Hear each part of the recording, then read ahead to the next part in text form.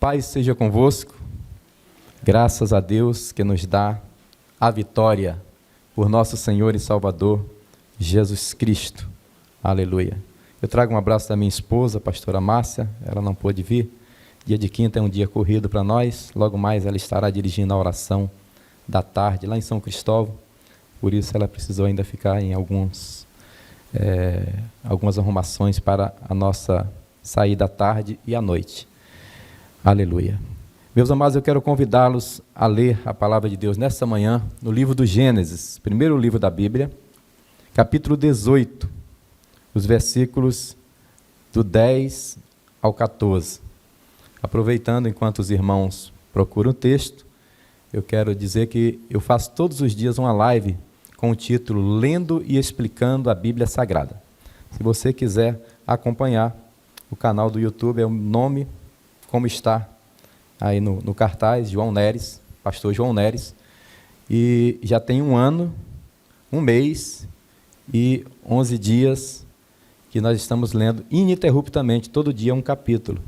Isso significa que daqui a mais 2 anos e um pouquinho, eu vou ter lido a Bíblia toda online. Isso tem sido muito bom para mim, confesso que estou realizado com esse trabalho, porque aprendo muito cada vez que estou lendo, e isso é bom para alcançar muitas pessoas, né? Principalmente as pessoas da melhor idade. Alguns não conseguem estar todos os dias de culto, mas tem tempo disponível para acompanhar, né? É Lendo e Explicando a Bíblia Sagrada, todo dia, 17 horas, no canal do YouTube. Hoje eu começo o livro de Ruth, lá na live. Vamos lá. Gênesis 18, versículo 10 em diante, diz assim, 10 ao 14. Eu estou lendo na versão NVI. NVI é Nova Versão Internacional, porque tem uma palavra aqui que não está nas outras versões, e é em cima dessa palavra que eu vou falar para os irmãos.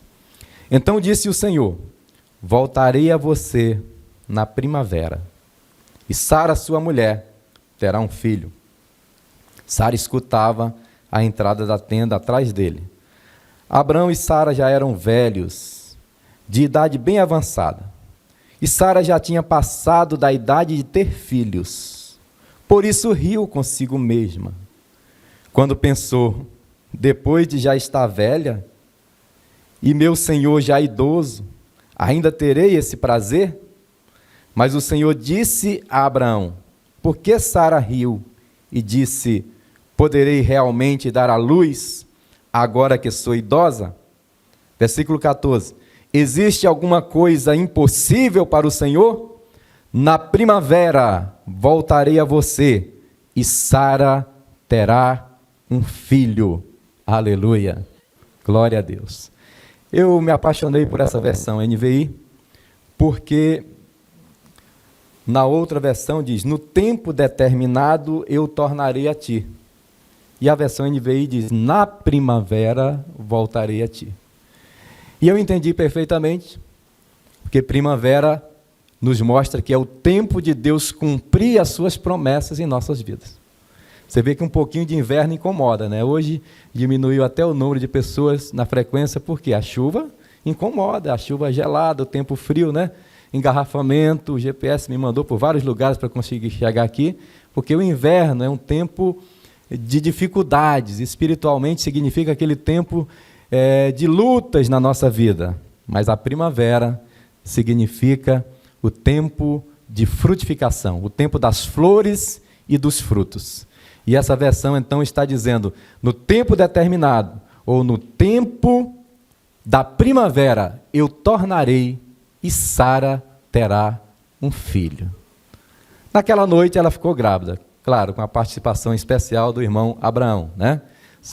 Só precisava Abraão fazer a sua parte e a promessa estaria cumprida. Naquela semana ela engravidou e 9 meses depois ela estava rindo. E Deus não deixa nada barato, né? Só porque ela riu, e disse: você riu, então o nome do menino vai ser Isaac, que significa riso. E 9 meses depois estava a vovó, não, cara de vovó, mas era mãe. Aleluia. Então, que Deus possa fazer isso conosco, né? Que a gente tenha a cara de vovô, mas a alegria de pai e mãe. Ela estava, 1 ano depois, com o bebê no colo, rindo, E todos que viam, riam de Sara. Como pode ela, com 90 anos, ter um filho? Pois é isso que Deus faz conosco, é isso que Deus faz com cada um de nós, que após uma certa idade, a cultura do nosso país e a cultura do mundo colocou na nossa cabeça que nós estamos aposentados. Vocês vão sair daqui libertos dessa palavra em nome de Jesus, amém? Porque aposentado, pastor Marcelino é muito bom nessa área do português, e vem de aposento. Então o nome já está dizendo aposentado, vai ficar em casa aguardando a morte. Até a morte chegar. É isso que quer dizer aposentado. Então, está repreendido em nome de Jesus. Eu estou na reserva da Marinha. Fuzileiro naval, mas estou pronto. Ó. Se precisar correr, eu quero nadar, eu quero caminhar. Eu estou na reserva. E como eu estou na reserva dos fuzileiros, então eu tenho muito mais tempo para cumprir aquilo que Deus quer que eu cumpra.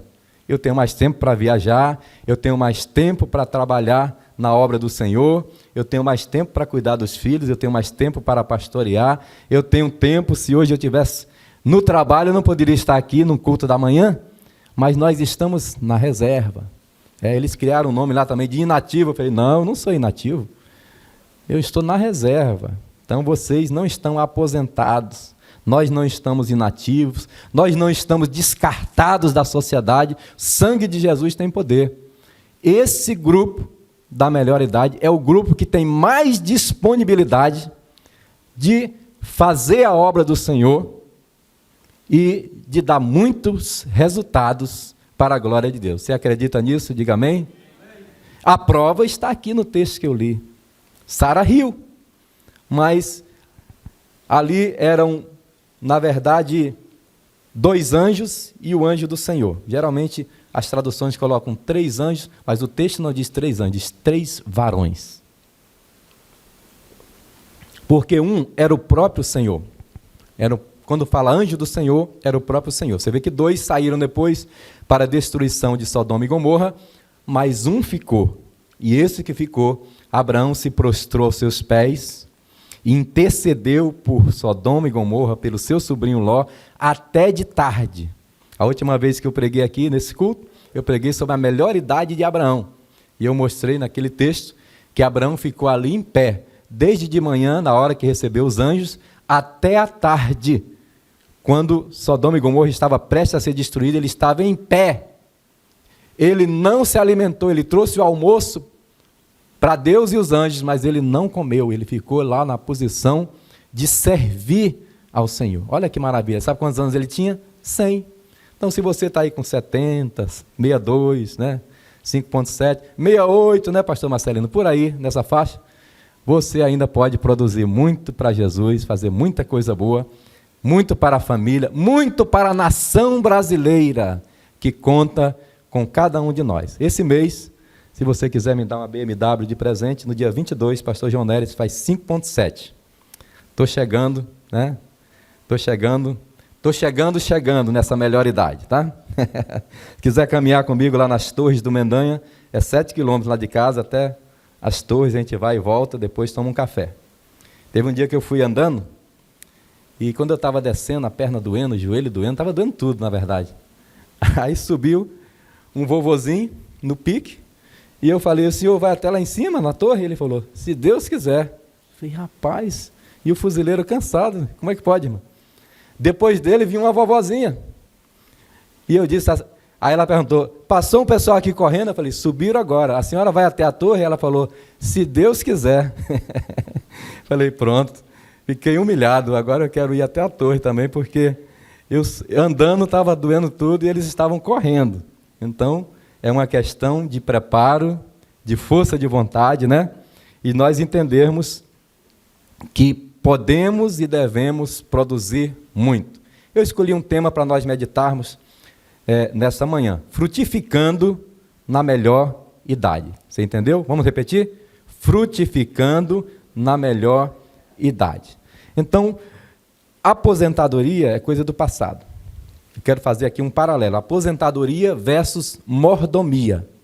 Mordomia é a capacidade que Deus nos deu, o privilégio que Deus nos deu de nós cuidarmos das coisas de Deus. Ora, se eu, quando estava na ativa da Marinha, eu já podia fazer muita coisa para o Senhor, agora que eu estou na reserva, eu posso fazer muito mais.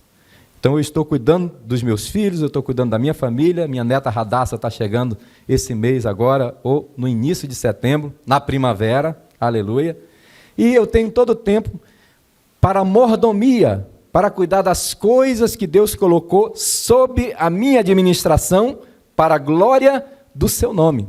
Mordomia não é essa palavra deturpada que o pessoal tem por aí, né? Que é de quem tem dinheiro, nada disso. Mordomo é aquele que cuida das coisas do seu Senhor. Então, ao invés de aposentado, nós somos mordomos em pleno serviço, né? Em pleno vigor, fazendo aquilo que Deus designou para nós. E se você, por acaso, estiver pensando que não tem muita coisa para fazer, eu vou lhe mostrar aqui, em alguns textos bíblicos, que tem muita coisa para nós sermos bons mordomos, bons administradores e glorificarmos o nome do Senhor através da nossa mordomia. Quem está entendendo, diga amém. Glória a Deus. Aleluia. Primeira coisa que eu quero falar sobre frutificar na melhor idade. Salmo 92, versículo 12, diz que o justo florescerá como a palmeira. Parte A do versículo. Vamos dividir Salmo 92 em duas partes. Florescerá como a palmeira. Tem um hino do meu tempo que dizia, faça como a palmeira quando o vento vem, né? Ele arrasta tudo e ela vai também. Mas quando ele passa, ela se levanta e canta a vitória. Aleluia. A palmeira floresce no meio do deserto, independente das circunstâncias, independente se é inverno, verão, outono, primavera, a palmeira floresce em circunstâncias difíceis. Por isso, o salmista está comparando eu e você, o justo, com a palmeira. Nós fomos justificados em Cristo, então todos nós somos justos pelo sangue de Jesus Cristo. O justo deve florescer como a palmeira, ou seja, florescer no meio da pandemia, florescer no meio da dificuldade, florescer no meio dos problemas que acontecem na maioria dos lares, no meio das confusões, das brigas, no meio da guerra política, você vai florescer como a palmeira. Isso é promessa. É promessa para o justo.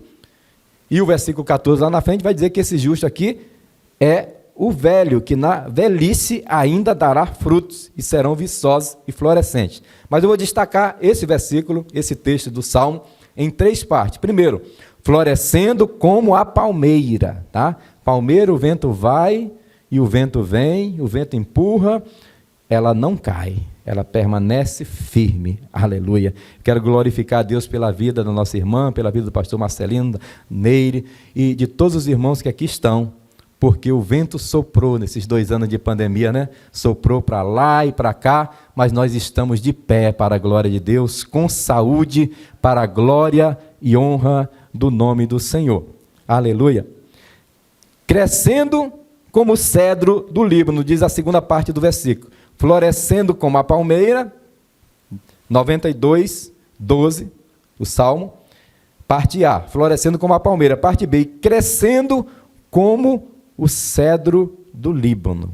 Olha, o cedro do Líbano é uma madeira tão forte, tão poderosa, que tem um salmo, diz: a voz do Senhor quebra os cedros do Líbano. Só tem uma coisa que quebra o cedro do Líbano: a voz de Deus. Por quê? Porque é uma árvore majestosa, muito grossa, muito forte, muito bonita. Acontece que o cedro do Líbano, eu fui pesquisar, e ele é como o bambu chinês. Ele cresce muitos anos para baixo. E quando ele começa a crescer para cima, ele tem uma estrutura, porque ele é uma árvore poderosa. Então, se ele não tiver base, ele vai cair. Mas o que me chamou a atenção, meus amados, sobre o cedro do Líbano, foi o seguinte, é que diz que se ele, enquanto está crescendo para baixo, enquanto suas raízes estão se aprofundando, ele encontrar uma pedra, o que é que a raiz faz? Desvia a pedra e abraça a pedra e continua crescendo para baixo. Aleluia! Então entenda, nada na Bíblia está por acaso. A Bíblia não comparou você com um pé de abacate, com um pé de laranja. A Bíblia nos comparou com a palmeira e como o cedro do Líbano, florescendo como a palmeira, no meio da chuva, no meio do deserto, no meio da tribulação. Crescendo é outro tema. Florescer é uma coisa, crescer é outra. Crescendo como o cedro do Líbano, ou seja, as raízes descendo, apoiando as pedras, os obstáculos, ao invés de você reclamar, murmurar e falar contra as pedras, você vai dizer, vai me deixar mais firme ainda. Aleluia!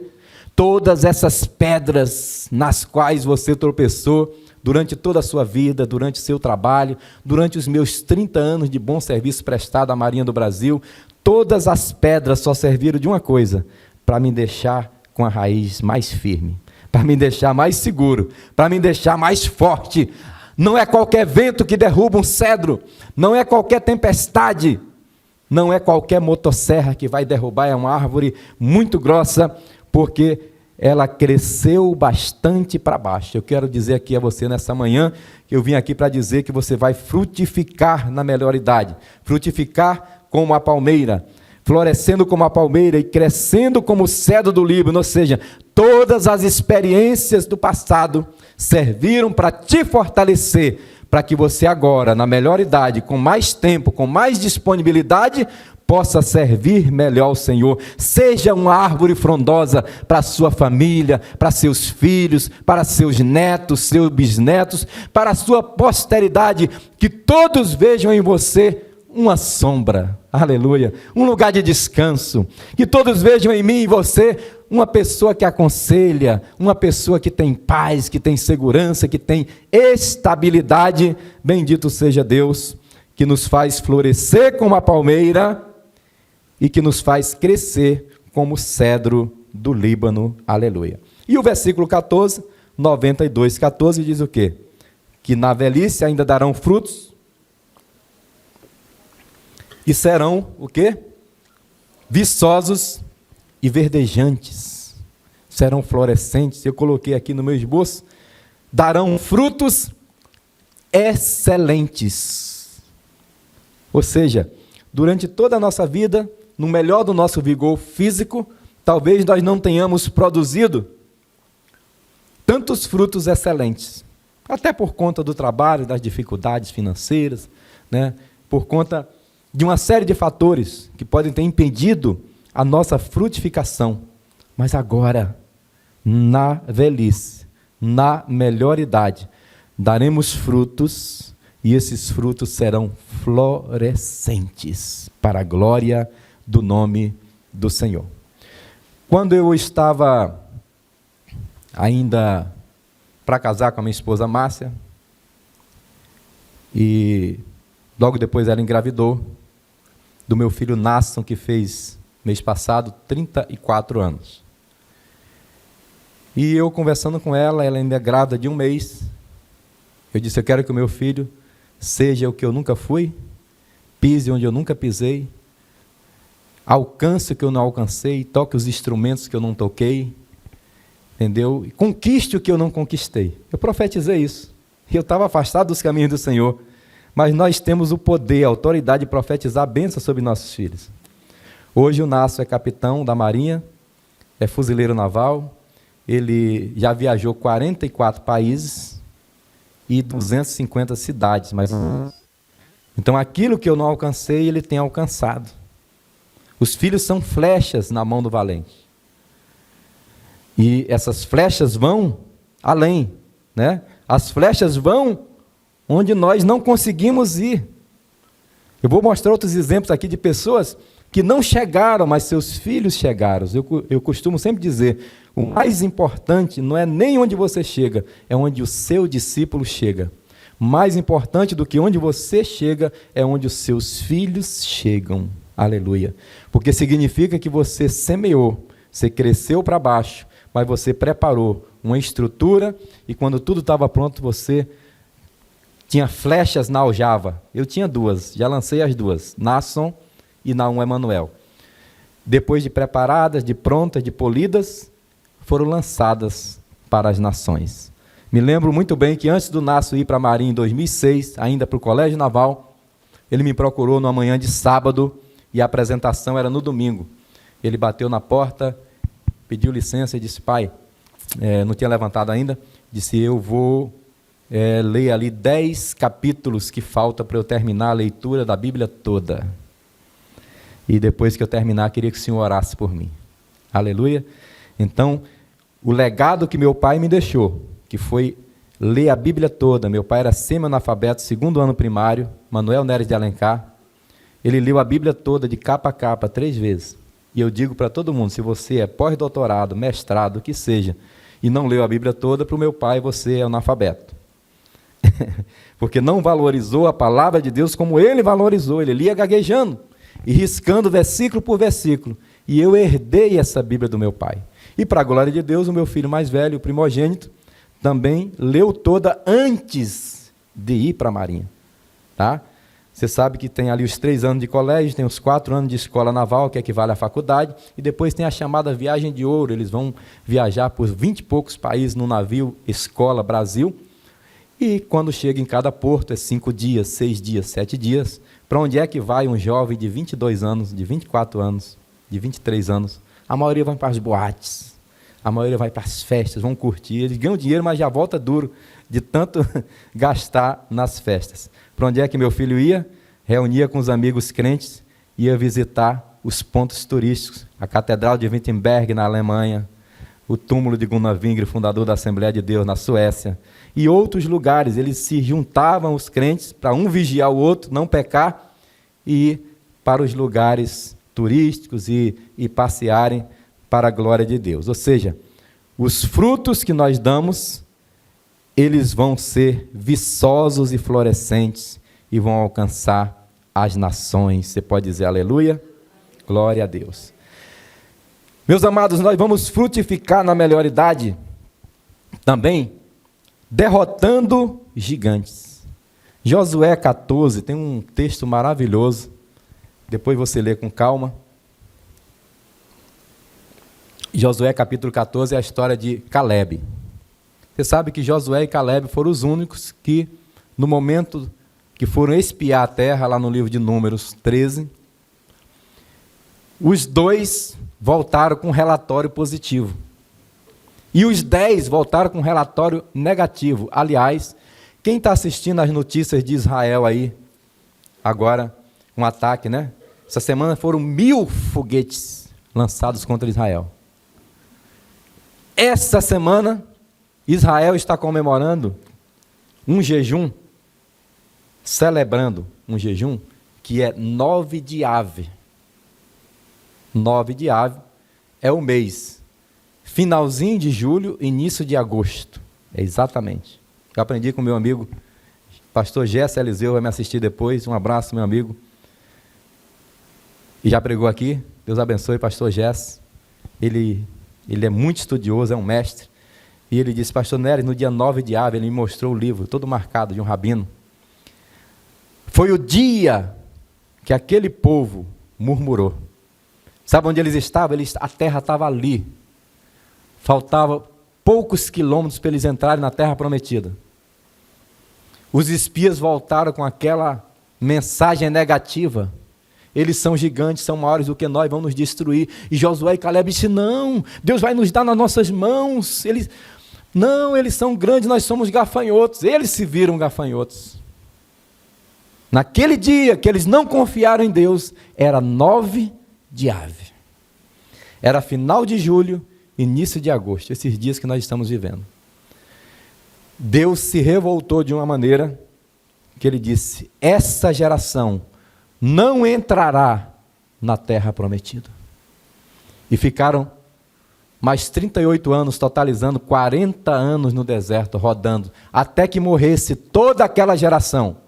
Eu já fiz a live do livro de Números todo, e no final de Números, no início diz assim, no início de Números é Moisés e Arão que conta o povo, são 600 mil de pé, 603 mil de pé, fora mulheres e crianças. Isso totaliza em média 2 milhões saindo do Egito. Quando chega na entrada, depois dos 40 anos, tem 601 mil, e uns quebrados, que eu não lembro agora, para entrar. Homens de guerra, prontos para a batalha, acima de 20 anos. Mas diz lá o texto de Números, nenhum desses 601 mil era daquela primeira contagem. A não ser Josué, filho de Num, e Calebe, filho de Jafoné. Todos foram exterminados. Que exército era esse, pastor João Neres? Era o exército daqueles que saíram criança do Egito e daqueles que nasceram no deserto, que já tinham 40 anos. Um exército mais novo. Um exército que aprendeu a depender de Deus, tirando a água da rocha. Aprendeu a comer um maná que Deus mandava todo dia, no outro dia tinha de novo. Aprendeu a viver pela fé. Os bebês do deserto eram os soldados que entraram agora na terra prometida. Aí Josué, capítulo 13, versículo 1, diz que Josué, sendo já velho, ainda tinha muita terra para conquistar.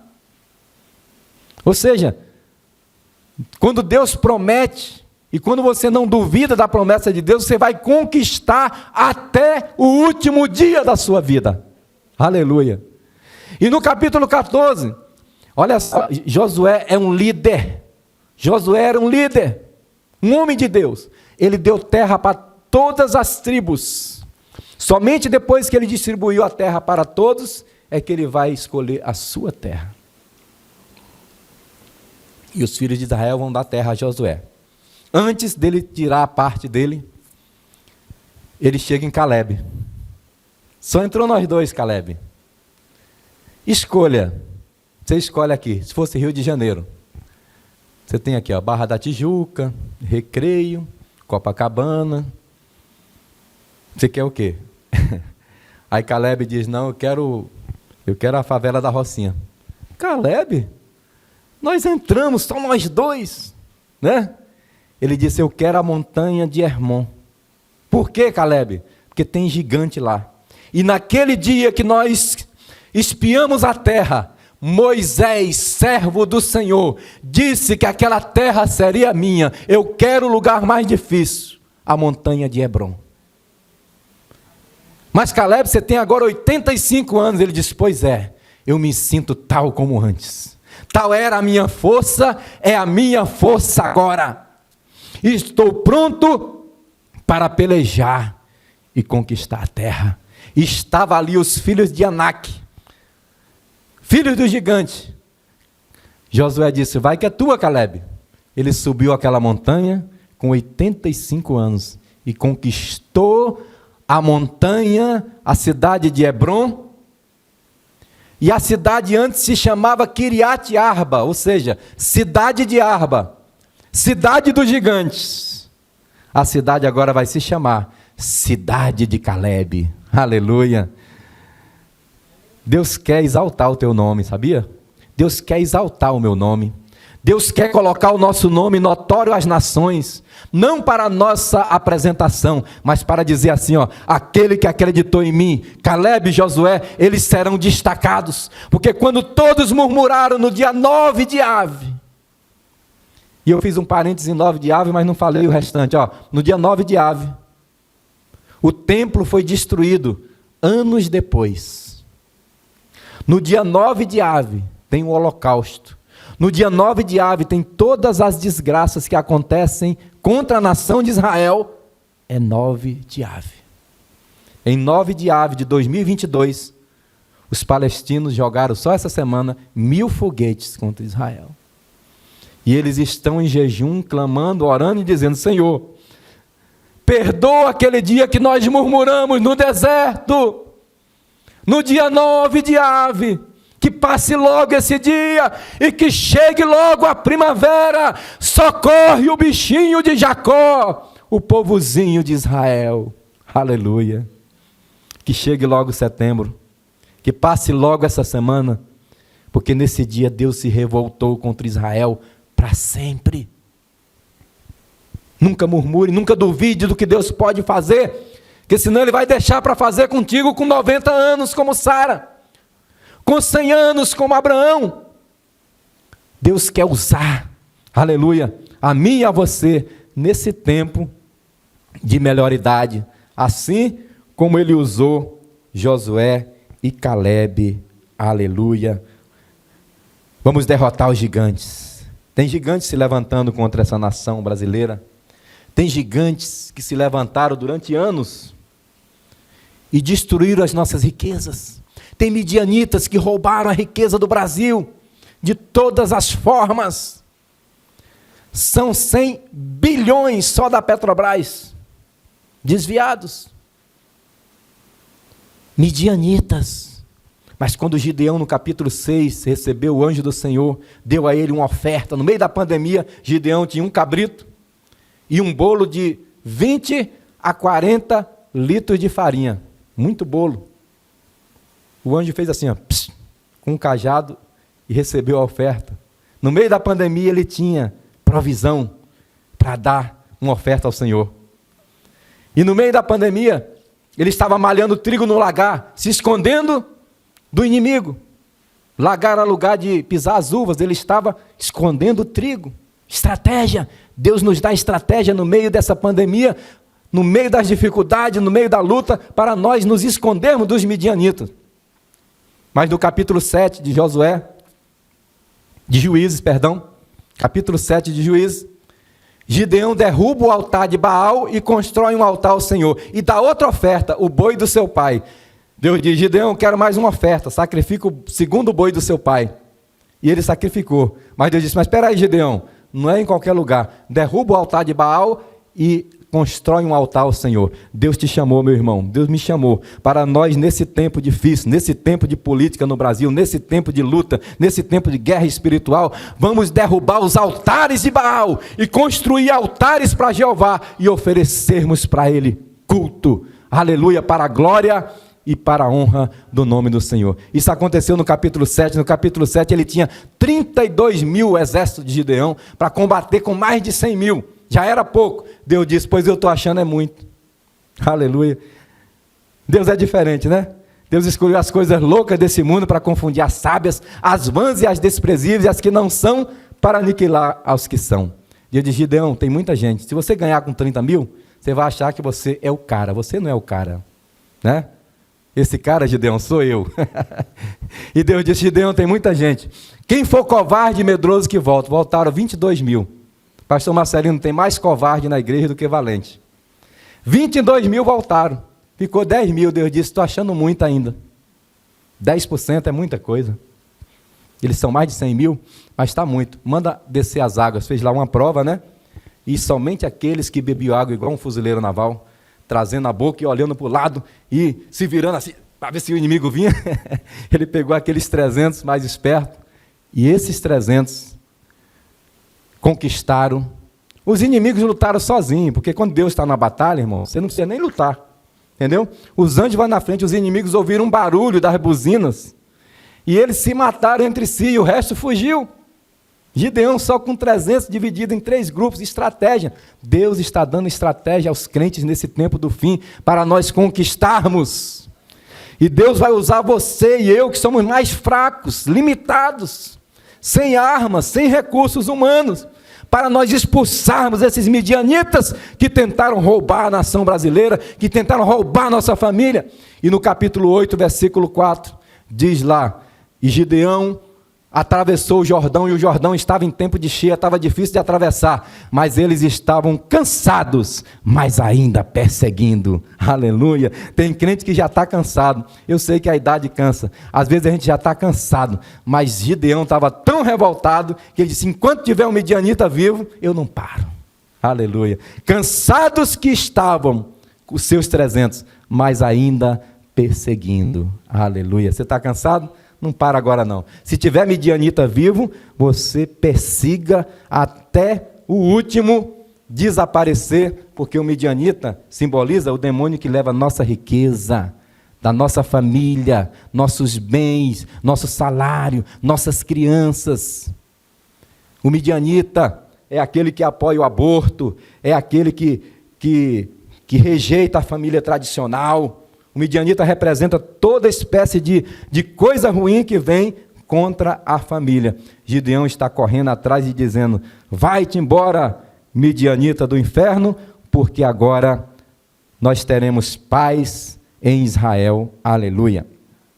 Continuando aqui, meus amados, eu falei que nesse tempo de frutificar, na melhor idade, nós vamos florescer como a palmeira, vamos crescer como o cedro do Líbano, vamos dar frutos excelentes, vamos derrubar os gigantes.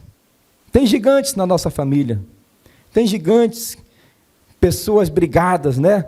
Gigantes da intriga, gigantes financeiros, pessoas que nunca se equilibraram financeiramente, são gigantes. Nesses gigantes, se você não derrotou a vida toda, agora, nesse tempo que o homem quis chamar de aposentadoria, mas que nós chamamos de mordomia, o tempo que nós temos mais tempo de cuidar das coisas do Senhor, nós vamos conquistar Hebrom por herança, vamos expulsar os gigantes para a glória de Deus.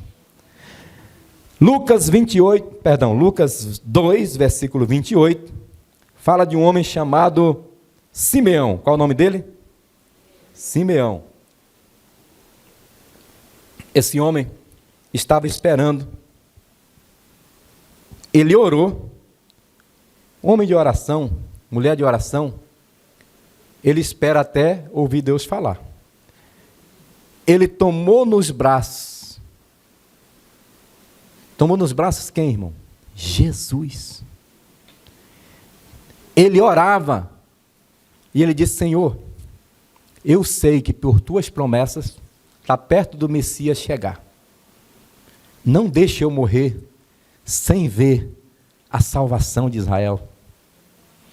Aí o texto de Lucas 2, pode ler o capítulo todo depois para você entender, diz que ele pelo Espírito foi ao templo. Você não veio aqui hoje por acaso, você veio pelo Espírito. O Espírito só traz quem Ele quer. É o Espírito que traz para o templo, é o Espírito que leva para o deserto, é o Espírito que traz do deserto, é o Espírito que controla a igreja.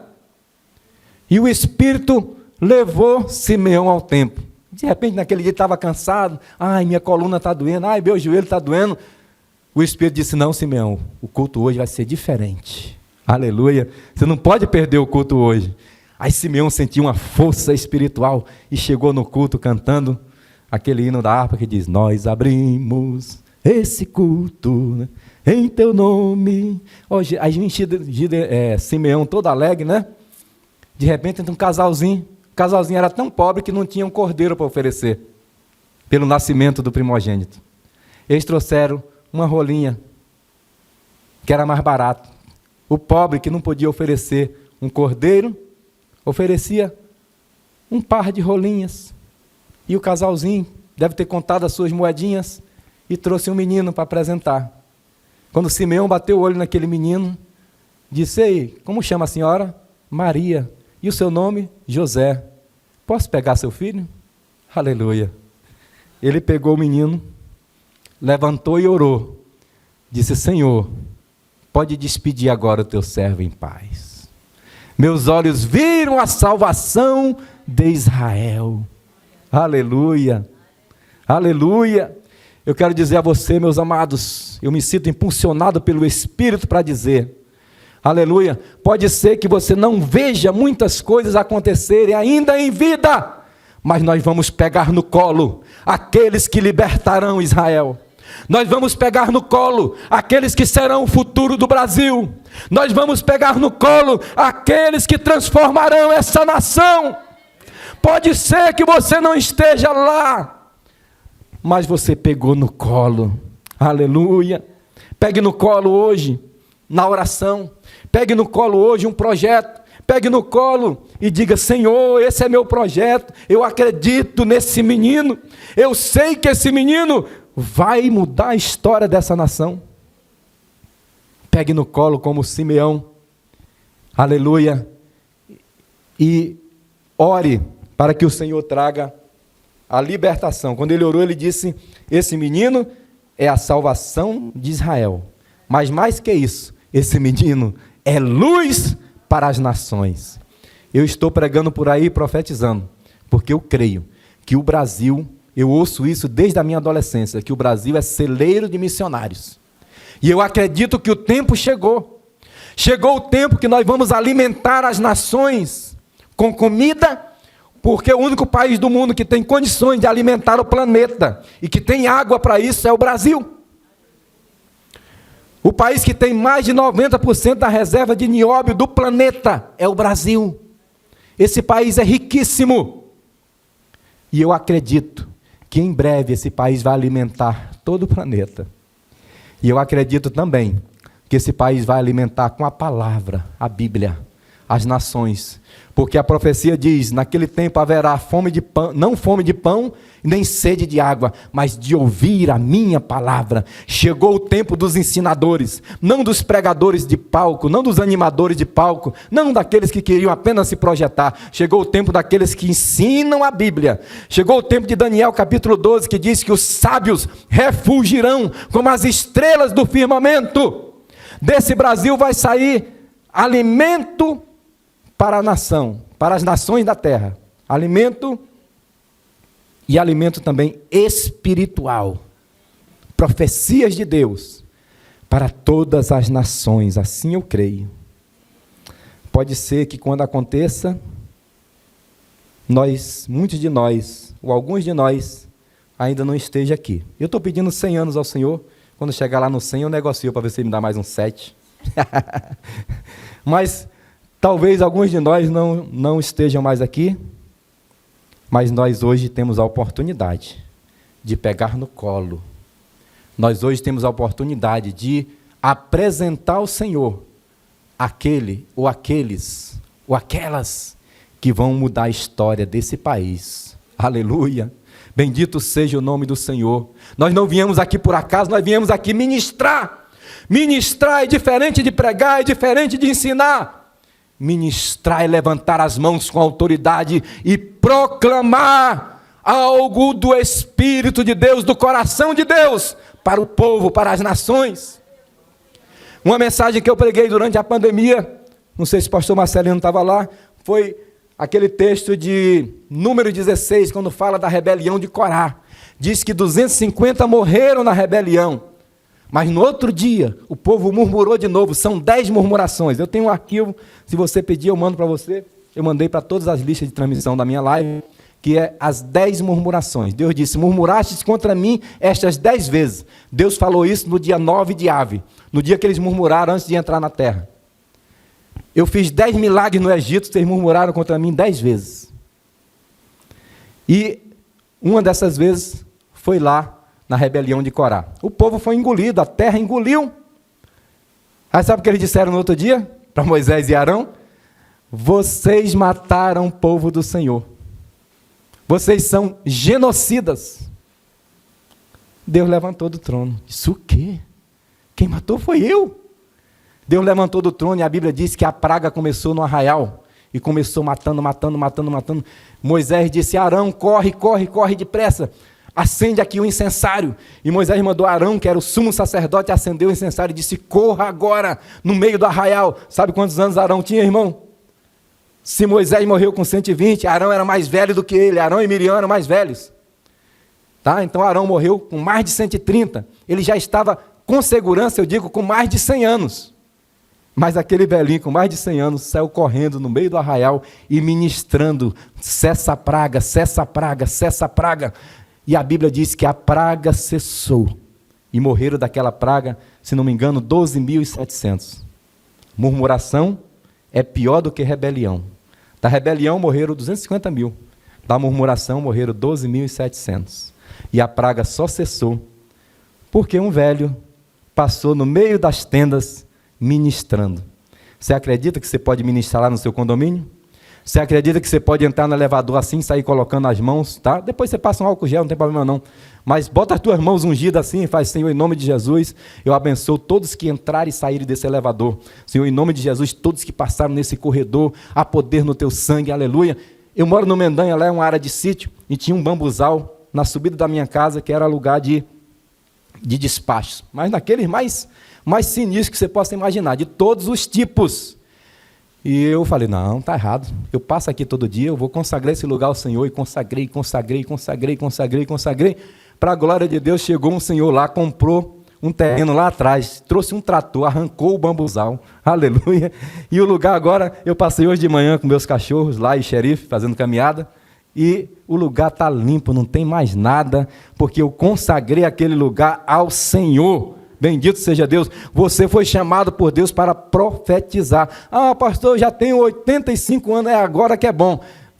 Profetiza lá do prédio, profetiza da sacada, profetiza no elevador, profetiza na piscina, profetiza no avião, profetiza onde você estiver. Profetizar não tem idade. Aleluia. Quanto mais velho, melhor, mais experiente. Que quando você levanta as mãozinhas trêmulas, é aí que Deus, aleluia, se levanta do trono e opera. Eu sou professor de história da igreja e dizem alguns historiadores que quando João, o discípulo amado, João, o apóstolo do quarto evangelho, levantava as mãozinhas para ministrar a bênção apostólica, ele levantava assim, ó. O pessoal levantava ele, quando ele não estava mais nem andando, o pessoal levantava ele no colo, e ele levantava as mãozinhas assim para a igreja e dizia, filhinhos, amai-vos uns aos outros.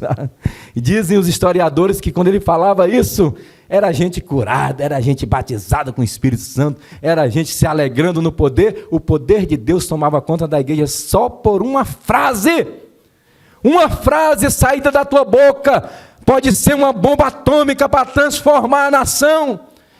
O crente precisa tomar atitude e profetizar no meio da tempestade.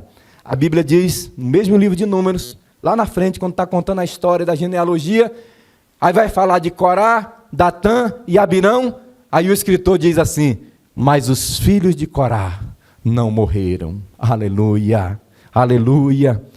Seus filhos, mesmo que você tenha feito coisas erradas, você tem poder para ministrar, para que seus filhos não morram.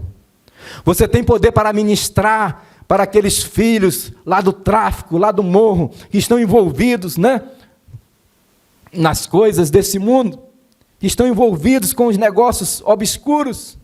Nós podemos passar no meio deles. Já passei muitas vezes, eu tinha uma igreja na Vila Kennedy, e nós passávamos no meio deles, e toda vez que eu tinha a oportunidade de conversar com algum deles, eu digo, você não nasceu para isso, você vai ser missionário em nome de Jesus. Aleluia!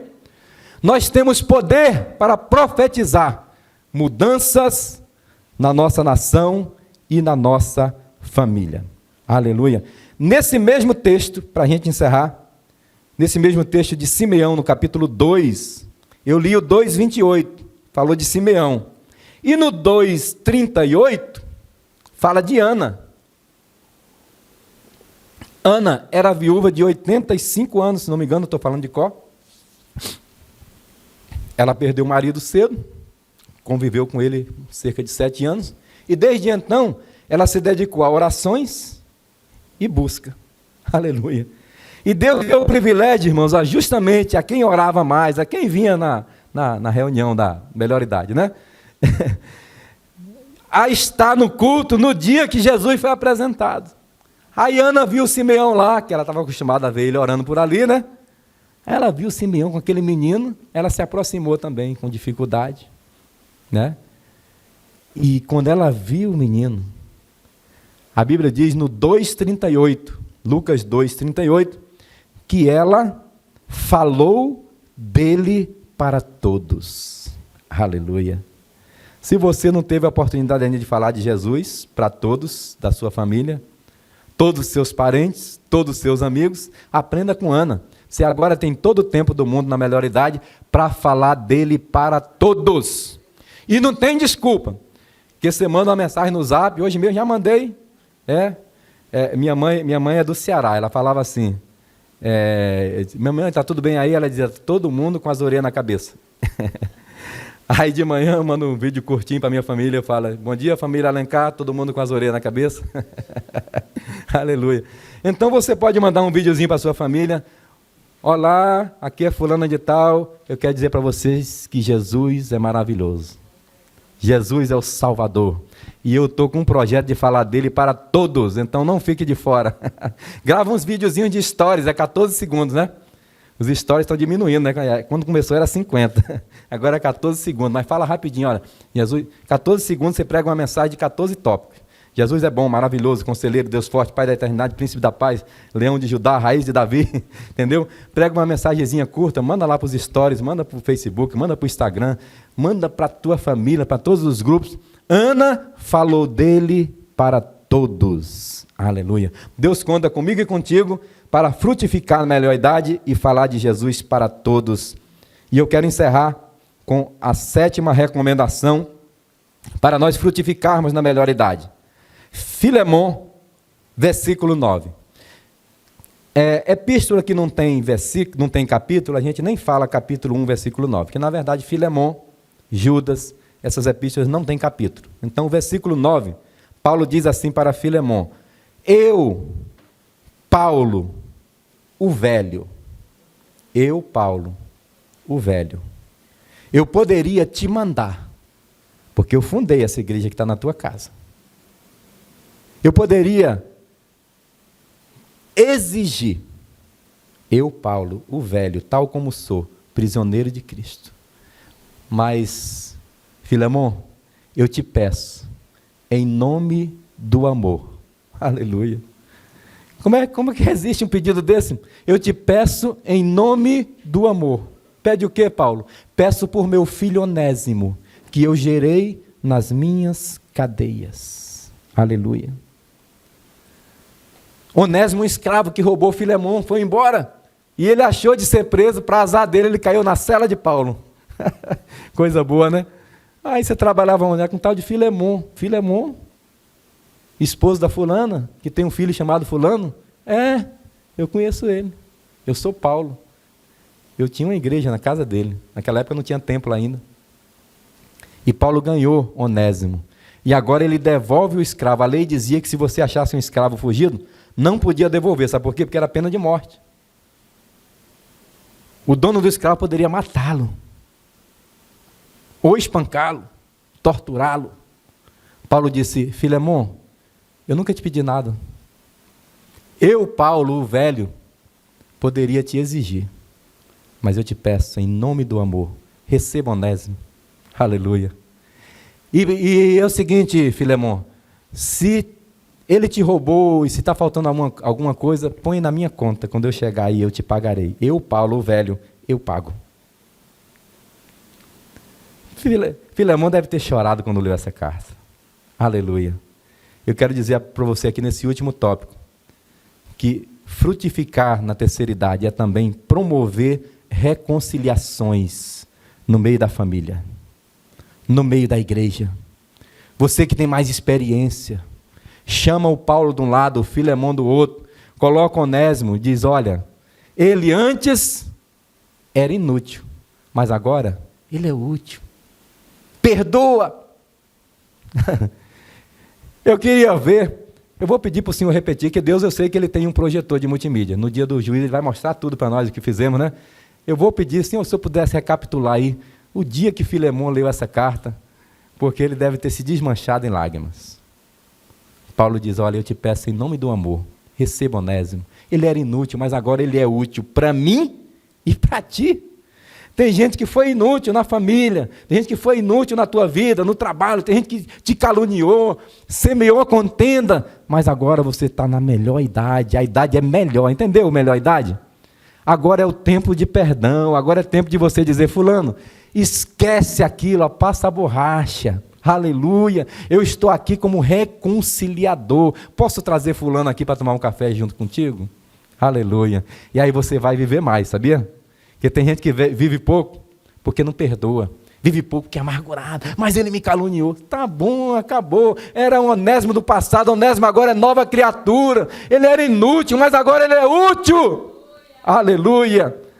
Louvado seja o nome do Senhor. Eu vim aqui nessa manhã dizer para você que frutificando na melhor idade, primeiro é esquecer que a aposentadoria não existe. O que existe é mordomia. Nós estamos num tempo, né?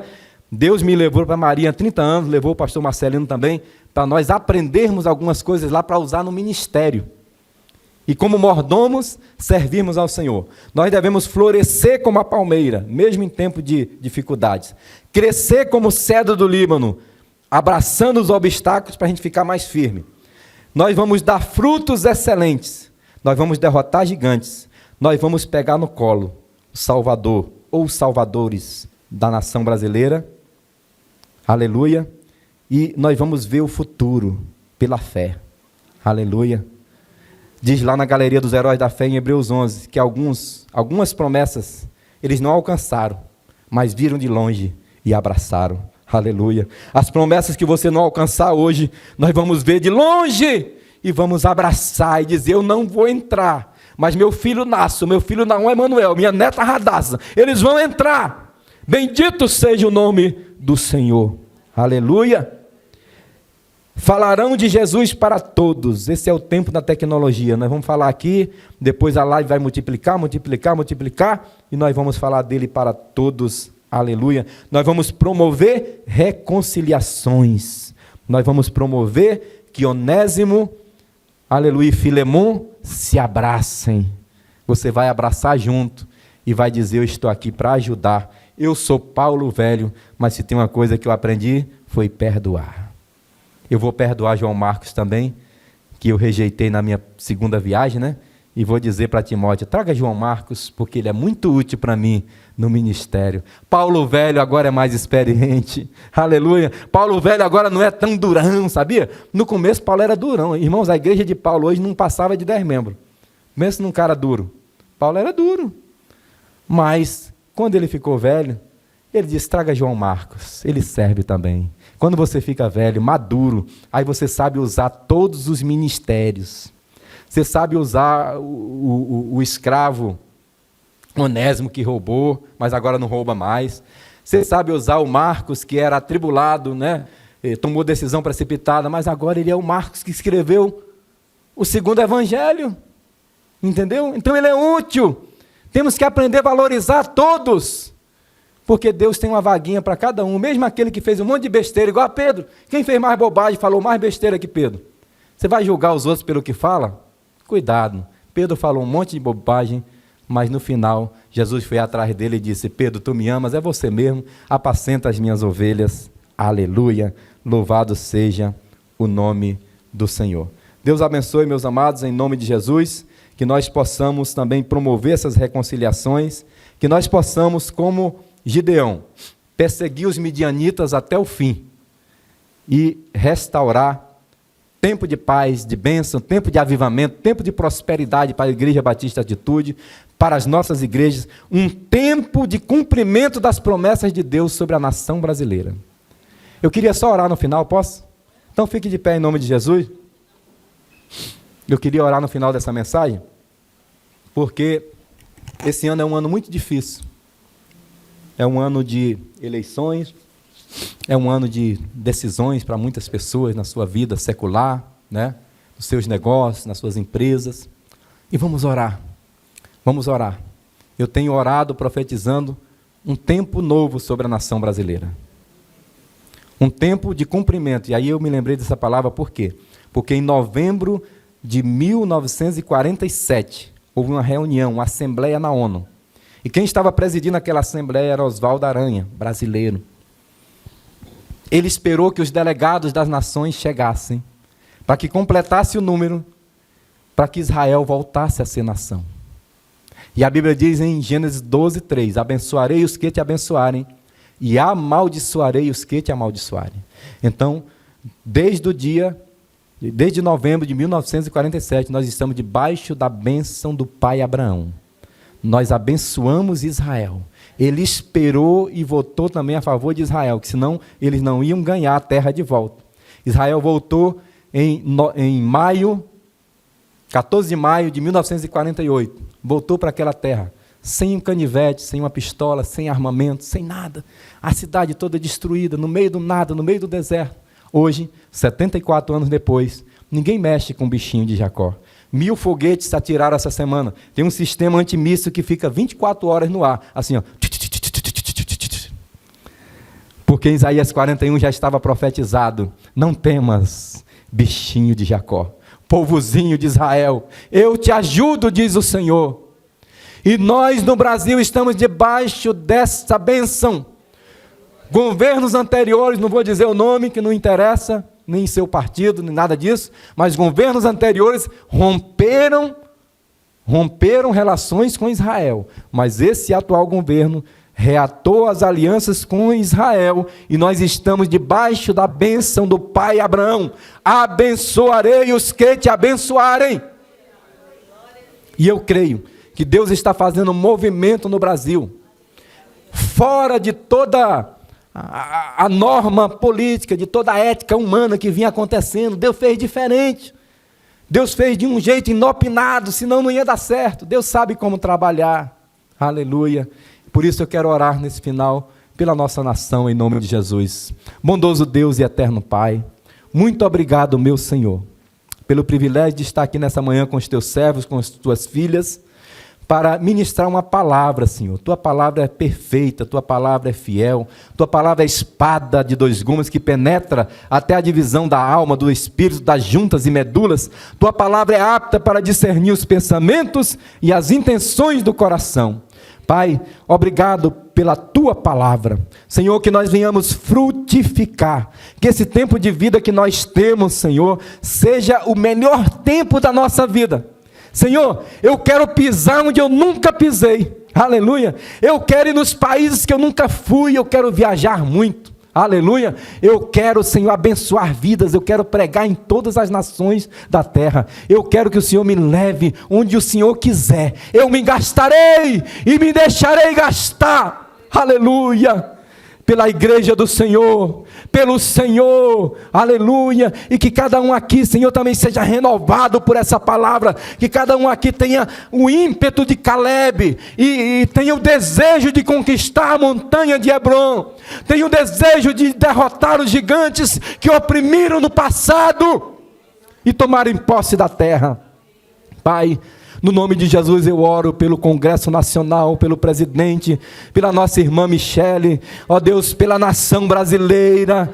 Senhor, em nome de Jesus, cada rua, cada um dos mais de 5.000 municípios, cada estado da federação, do Iapoque ao Chuí, ó Deus, em nome de Jesus, vai varrendo o espírito de corrupção que tentou tomar posse dessa nação. Essa nação está debaixo da bênção do pai Abraão, e nós não permitiremos que os midianitas voltem, que os midianitas se apossem e roubem as nossas riquezas. Em nome de Jesus, opera, nos dá força de Gideão para perseguir, nos dá um ímpeto de Caleb para conquistar, aleluia, nos dá sabedoria de Josué para nós conquistarmos a terra, e em nome de Jesus nos dá a sabedoria e o amor de Paulo para reconciliarmos, para sabermos falar com nossos amigos, com nossos parentes, aleluia, para trazermos paz sobre a terra, prosperidade sobre o Brasil. É assim, Senhor, que eu oro agradecido no nome santo de Jesus. Amém. Amém.